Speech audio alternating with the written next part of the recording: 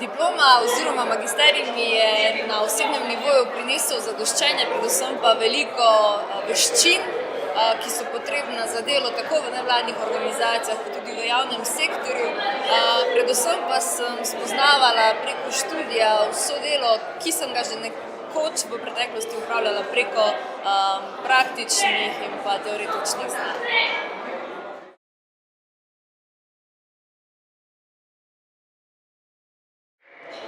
Sam princip delovanja študija fakultete Doba je zelo dober, kajti najbolj všeč mi je bilo to, da smo posamezen predmet obdelali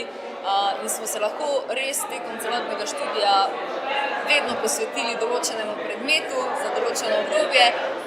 in tako vsekakor zelo poglobili svoje znanje.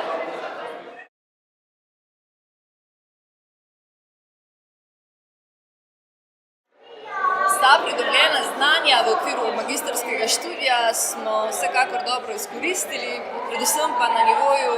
lokalnega mladinskega organiziranja v mestni občini Velenje. Med drugim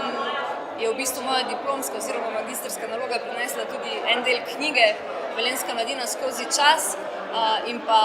zelo ogromno je